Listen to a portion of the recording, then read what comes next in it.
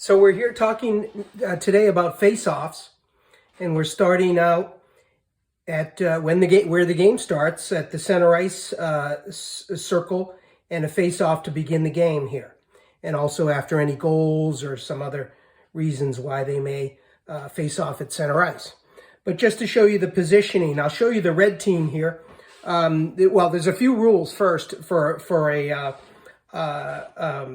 face-off. The centers here, the C here and the C here, they have to be, and I drew them so they need to be facing the opposite end of the ice squarely. So their shoulders have to be roughly square, like the ends of the C. That's roughly where their shoulders have to be. They're not supposed to at least be like this, for instance. Trying to gain an edge, and all of these rules are designed to make it a somewhat equal, even shot at gaining the puck on a face-off. So that's what the centers need to do.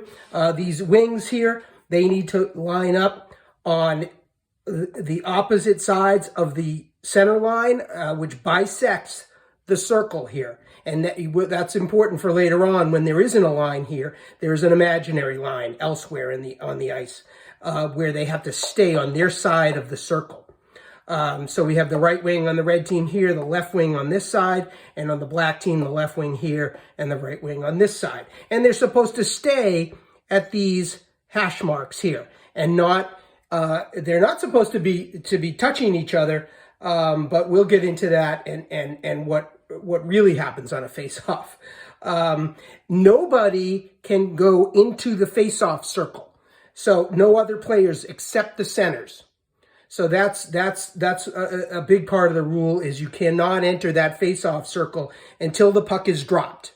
And then you can do whatever you want there. But to starting out as a face-off, you cannot be in this circle. And so we have the defensemen here, left D, right D, and on the other side, they're outside of the circle as well. I put them roughly on the blue line. That's a good place for them to be.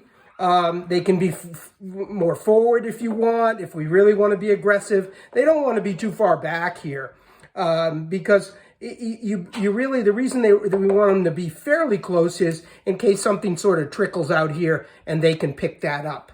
So we don't want to be too far off of the face-off circle, the defenseman. What happens is they will drop the puck, and then these two centers will battle for it. I should back up. What we should do before they drop the puck is the center should take a look around at their team, at your own team, and make sure you see all of your players on the ice. If somebody is straggling to get off the bench or something like that, you need to make sure you don't enter the circle or enter the face-off dot area here, and where the ref will drop the puck. In some instances, they are told, they blow a whistle, and then the team has 5 seconds, or both teams have 5 seconds to get their center in there, and then they're just going to drop the puck no matter what. And that happens sometimes in games and tournaments and things like that. But you really want to take a look. First of all, just take a look around and make sure everybody on your team is on the ice and you're not missing a defenseman or a wing. The next thing, let's see, the other thing you want to do before a face-off, if you can, is you want to talk with your teammates and especially your wings about where you want to go with the puck. If you want, and maybe even you'll talk to your defenseman too about where you want to go with the puck. And that is usually either going to be, let's say, forward somewhere. Let's say they're a left-handed shot here and their blade is here. They might want to push it forward into here. Or they might want to pull it back on their backhand where it's really strong on their backhand. They might want to pull it back here to this defenseman. So you want to try to give your teammates an idea of what you're trying to do, and they can act accordingly. For instance, if you're trying to push the puck forward, you might say to this right wing, I'm going to push it forward, and you're on your forehand. Let's say you're a left-handed shot, and I'm going to try to push it through here. So this right wing is going to try to break in here really quickly and pick up that puck there, okay? And conversely, you might say to the defenseman or something, and the wing, the left wing, let's say, I'm going to draw it back here on my backhand to this defenseman. And that's fine too. And then the other part of this is the defenseman knows, but also this left wing here knows that they should I call it lock up, or sort of try to tie up this right wing, so this wing just doesn't come in and boom and come in on that and come in right there and get on that defenseman very quickly. And so you can sort of put your stick down and lock sticks with that player and lock shoulders with them. You know, in the rule book it says you're not supposed to do this stuff, but if you've watched enough face-offs, face-offs are generally one of the most lawless plays in hockey. And the refs will let you, within certain boundaries, do a lot of things that aren't in the rules. So speaking of that, what you really want to try to do here is, at the very least, these wings want to neutralize your opponent here. So you might try to come inside of somebody here and you have a play you want to do. But if you're not sure, and I'll talk about it especially in the defensive zone, you at least want to lock up your counterpart there, okay? And you want to make sure that they don't get an advantage. They're not coming through to grab that puck. You know, if it squirts into here.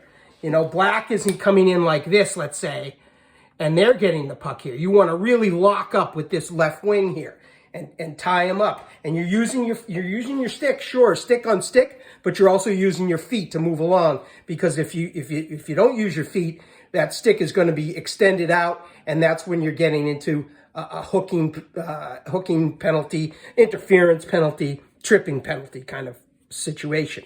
So just move with them. All right. The other part of it is that, again, you're supposed to not be touching each other, but I've rarely seen face-offs where wings are not touching each other and sort of locking up already right when the ref is ready to drop the puck. So I think the rule is you want to cheat as much as, and that's a little bit of cheating. It's a little bit of gamesmanship. And you want to, and I think the rule is generally cheat as much as the other team cheats. Okay? If they start moving in, you'll see, you know, sometimes they'll start moving in a little into the circle, then red should move in a little on the circle with them. Just be right with them. The refs generally allow that. You know, not to a certain extent, not to a craziness where they're, you know, in here. But they'll allow it as long as nobody is getting a distinct advantage. Okay? And you also want to cheat a little bit, or cheat as much as the other team is, just so they do not get that distinct advantage in a face-off. And that's especially important in the defensive zone.